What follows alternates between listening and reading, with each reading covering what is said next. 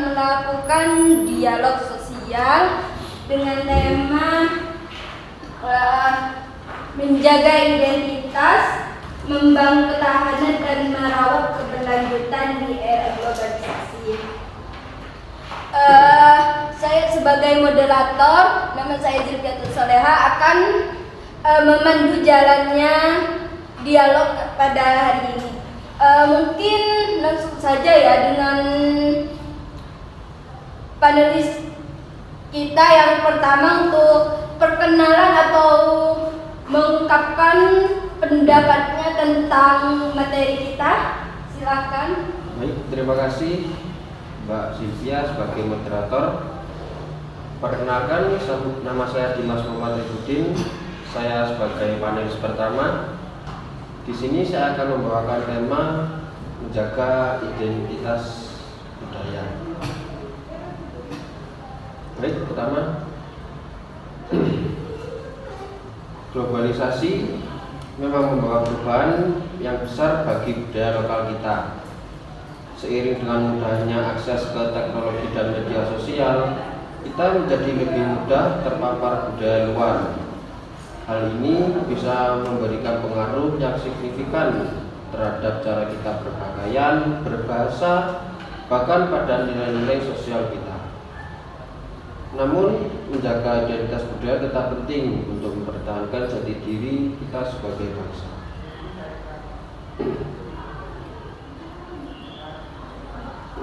Identitas budaya bukan hanya soal seni atau adat, tetapi juga nilai-nilai, keyakinan, dan kebiasaan yang membentuk siapa kita.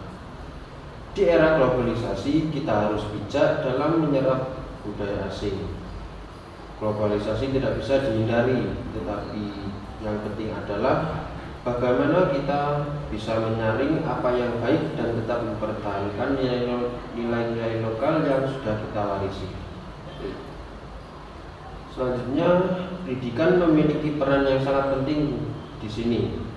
Di sekolah-sekolah, pelajaran mengenai budaya lokal dan sejarah bangsa harus terus diajarkan dengan cara yang menarik, agar generasi muda lebih menghargai budaya mereka sendiri. Selain itu, keluarga juga memainkan peran penting. Orang tua harus menjadi contoh dalam melestarikan budaya, entah itu dalam mengajarkan bahasa daerah atau mengenalkan tradisi lokal sejak dini. Itu tanggapannya dari temanya apa tadi? Menjaga identitas budaya. Itu sudah dipaparkan tadi tanggapan dari Mas Dimas tentang menjaga identitas budaya. Kalau untuk contohnya mungkin bisa dijelaskan contoh? Tentu. Salah satu contohnya adalah festival budaya yang rutin diselenggarakan di berbagai daerah. Contohnya di Jogja ada acara tahunan yang seperti Skaten yang memperkenalkan seni dan budaya lokal kepada masyarakat termasuk generasi muda. Acara seperti ini memperkuat ikatan dengan budaya lokal dan menjaga budaya kita terlupakan. Seperti itu. Itu contohnya ya. Oke, terima kasih kepada panelis pertama kita. Mungkin audiens ada pertanyaan kepada panelis pertama kita tentang temanya hari ini. Baik, dari saya audiens, perkenalkan nama saya Syarifah Fatimah Zahra. Di sini saya akan bertanya pada panelis pertama mengenai topik menjaga identitas budaya. Dalam menjaga identitas budaya pastinya terdapat suatu hambatan yang menjadi tantangan para pelaku yang akan menjaga identitas budaya tersebut. Nah, kira-kira menurut panelis tantangan seperti apa yang ada dalam menjaga identitas budaya? Tentu salah satu contohnya adalah pengaruh globalisasi. Penyerapan budaya lokal melalui media sosial, internet, dan hiburan dapat mengurangi ketertarikan pada budaya lokal. Budaya populer dari negara maju lebih sering kali lebih menarik dan membuat generasi muda lebih memilih gaya hidup asing daripada nilai-nilai tradisional. Dan selanjutnya ada perubahan generasi. Generasi muda lebih cenderung tertarik pada inovasi dan kemajuan teknologi, sehingga menganggap budaya tradisional sebagai hal yang kuno dan tidak relevan. Mereka mungkin tidak merasa perlu melestarikan tradisi yang dijalankan oleh generasi sebelumnya. Seperti itu. Itu jawaban dari panelis kita. Apakah moderator sudah paham atau ada tanggapan lain tambahan? Dari saya terdapat tambahan, yaitu berarti yang dimaksud dari menjaga identitas budaya memiliki hambatan seperti tadi generasi muda yang kurang peduli terhadap budayanya. Lalu upayanya seperti membudayakan pentas seni atau pertunjukan di daerah tersebut. Ya, agar generasi muda tersebut lebih tertarik pada budaya lokalnya. Sudah. Terima kasih kepada moderator dan panelis pertama kita. Selanjutnya lanjut ke panelis kedua kita. Tentang temanya bisa dijelaskan dulu apa temanya, kemudian sebelum itu perkenalan dulu namanya ke panelis kita, silahkan. Baik, terima kasih moderator. Perkenalkan, nama saya Novia Olesandina sebagai panelis kedua yang membahas tentang membangun ketahanan nasional. Jadi membangun ketahanan nasional itu merupakan suatu proses penting bagi keberlangsungan dan keamanan suatu negara. Jadi ketahanan nasional itu mencakup kemampuan suatu negara dalam mempertahankan identitas dan juga kedaulatannya dari berbagai ancaman, baik ancaman dari dalam maupun luar negeri. Ketahanan nasional ini berfungsi sebagai landasan utama pembangunan nasional dan juga menciptakan pola pikir serta tindakan yang menyatukan langkah bangsa. Membangun ketahanan nasional itu bukan hanya tugas pemerintah, tetapi membangun ketahanan nasional itu merupakan tanggung jawab bersama. Jadi itu tuh memerlukan partisipasi aktif dari masyarakat, baik individu maupun berkelompok, dalam menghadapi tantangan di masa depan. Kemudian setiap individu itu menciptakan masyarakat yang lebih kuat dan juga berdaya asing. Itu tantangannya dari Iya. Kalau contohnya itu seperti apa dan tema? Dari contoh penerapannya itu ada beberapa poin ya. Jadi yang pertama itu kegiatan sosial di masyarakat. Kegiatan sosial di masyarakat kan banyak ya. Itu tuh seperti bisa membantu sesama atau bergotong royong. Kita bergotong royong membangun desa atau kota tersebut, kemudian bakti sosial dan juga kerja bakti. Kegiatan sosial tersebut itu bertujuan untuk mempererat hubungan warga dan juga membangun solidaritas. Jadi dari kegiatan itu menciptakan hubungan yang harmonis seperti itu. Kemudian yang kedua itu ada pendidikan dan juga kesadaran berbangsa yang bertujuan untuk meningkatkan pengetahuan masyarakat.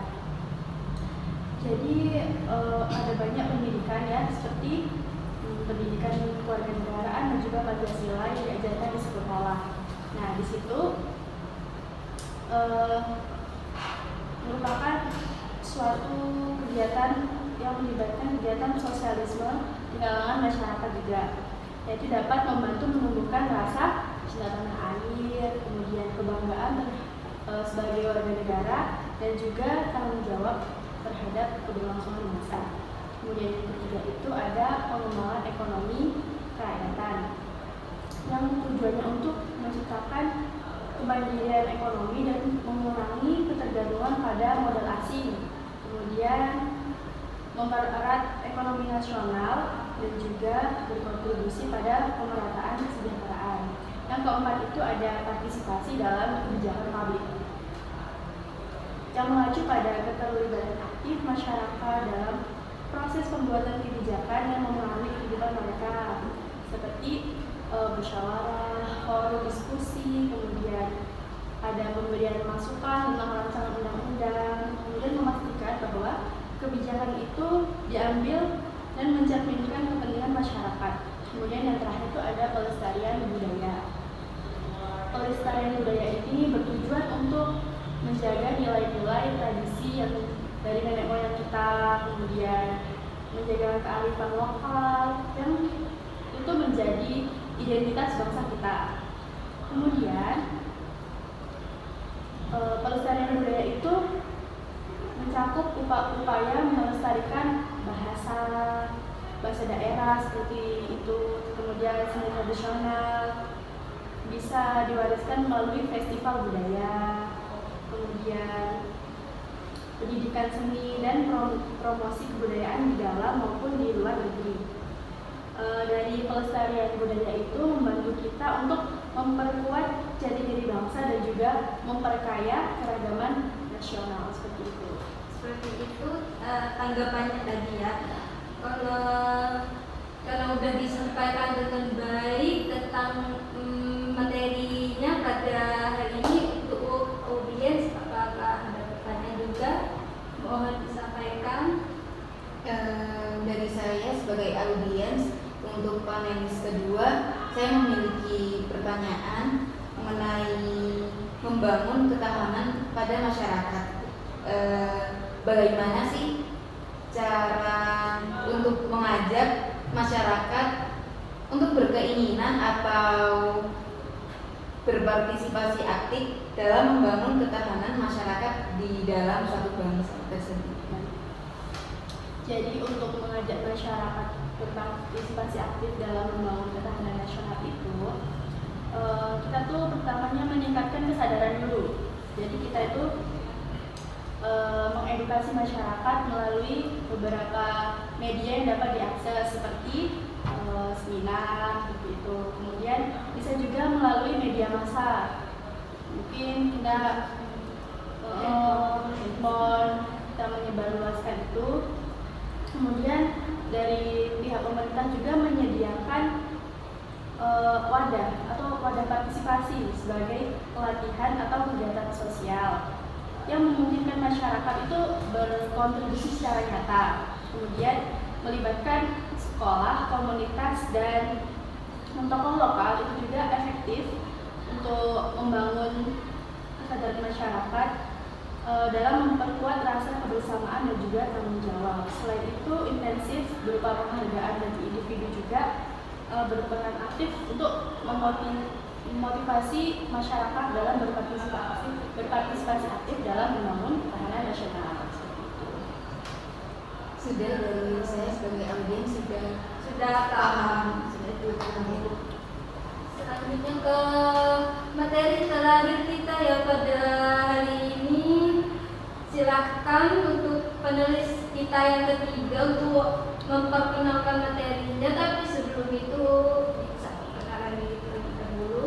Baik, terima kasih untuk moderator. Sebelumnya saya mau memperkenalkan diri terlebih dahulu. Perkenalkan, nama saya Safira Putria. Di sini saya akan membahas tentang merawat keberlanjutan. Sebenarnya keberlanjutan itu banyak modelnya ya.